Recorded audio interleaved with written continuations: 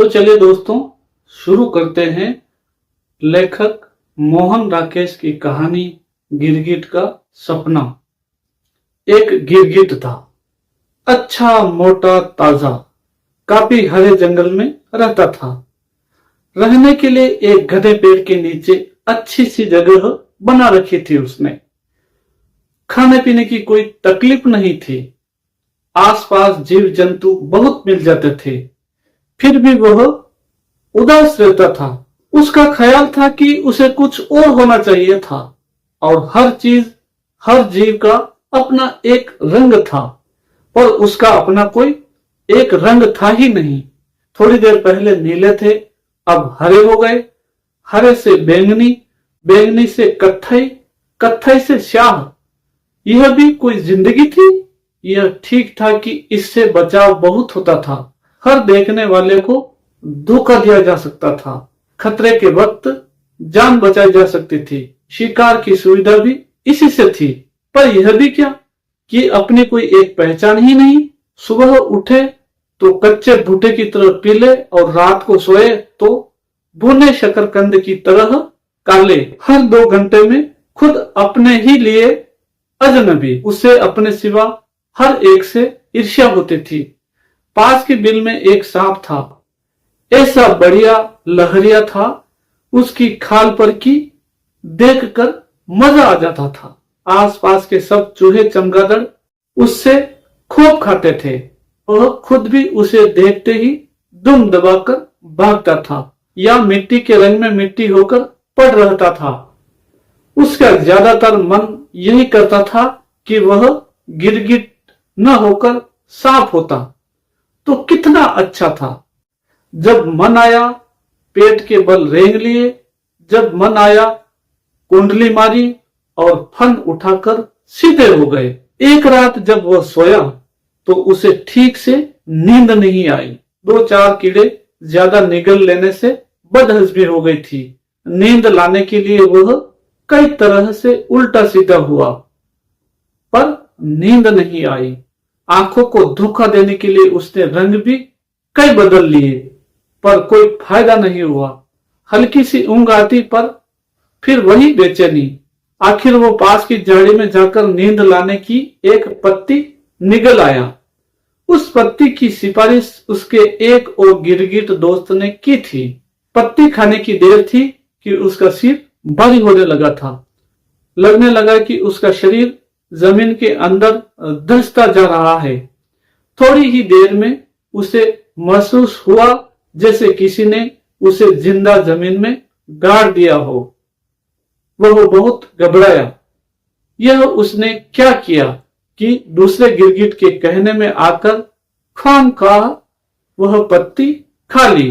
अब अगर वह जिंदगी भर जमीन के अंदर ही दफन रहा तो वह जमीन को झटक कर बाहर निकलने के लिए जोर लगाने लगा।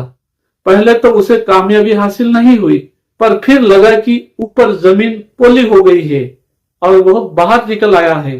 जो ही उसका सिर बाहर निकला और बाहर की हवा अंदर गई, उसने एक और ही अजूबा देखा।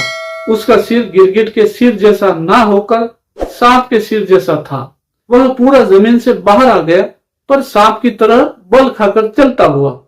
अपने शरीर पर नजर डाली तो वही लहरिया नजर आया जो उसे पास वाले सांप के बदन पर था।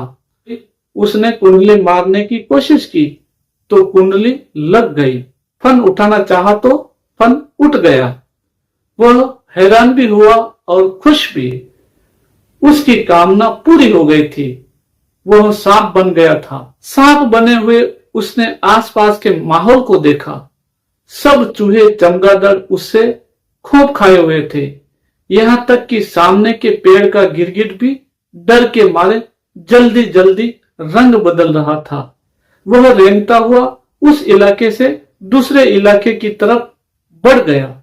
नीचे से जो पत्थर कांटे चुभे उनकी उसने परवाह न की। नया नया सांप बना था, सो इन सब चीजों को नजरअंदाज किया जा सकता था। पर थोड़ी दूर जाते जाते सामने से एक नेवला उसे दबोचने के लिए लपका तो उसने सतर्क होकर फन उठा लिया।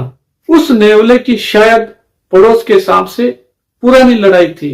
सांप बने गिरगिट का मन हुआ कि वह जल्दी से रंग बदल ले, पर अब रंग कैसे बदल सकता था?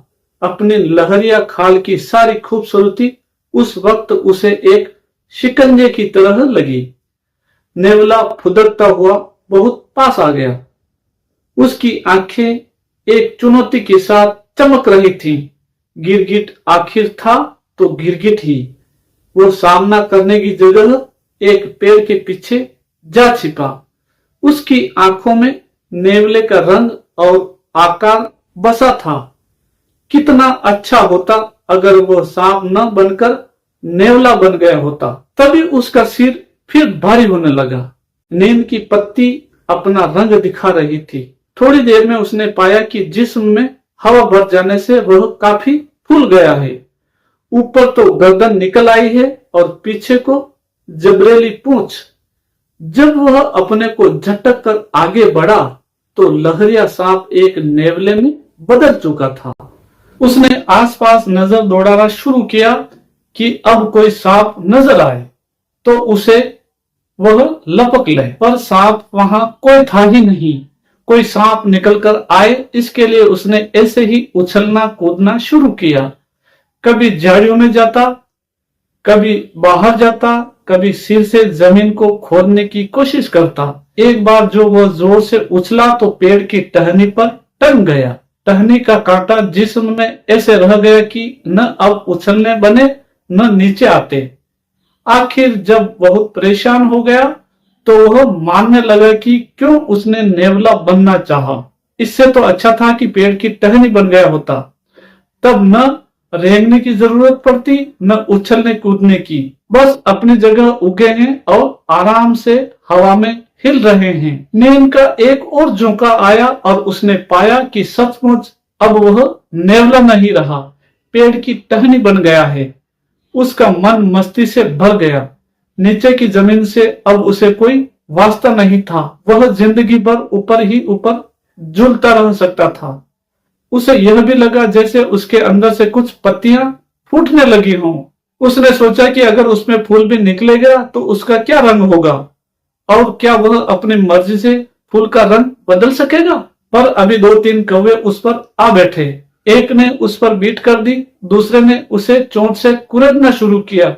उसे बहुत तकलीफ हुई। उसे फिर अपनी गलती के लिए पश्चाताप हुआ। अगर वह टहनी की जगह कौवा बना होता तो कितना अच्छा होता।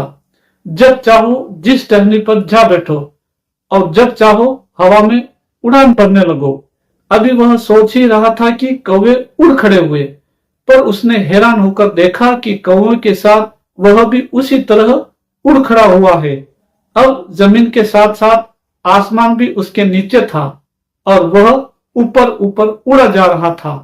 उसके पंख बहुत चमकीले थे। जब चाहो उन्हें झपकाने लगो, जब चाहे सीधे कर लो।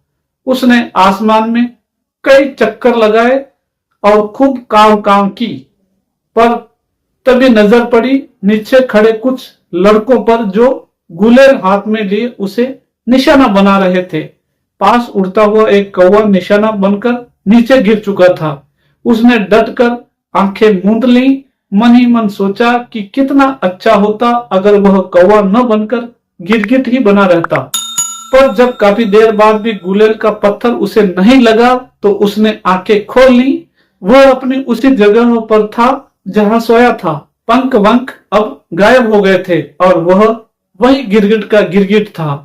वही चूहे चमगादड़ आसपास मंडरा रहे थे और सांप अपने बिल से बाहर आ रहा था।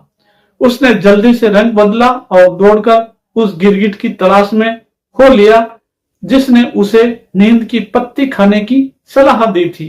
मन में शुक्र भी मनाया कि अच्छा है वह गिरगिट की जगह और कुछ नहीं हुआ, वरना कैसे उस गलत सलाह देने वाले गिरगिट को गिरगिटी भाषा में मजा चखा पाता।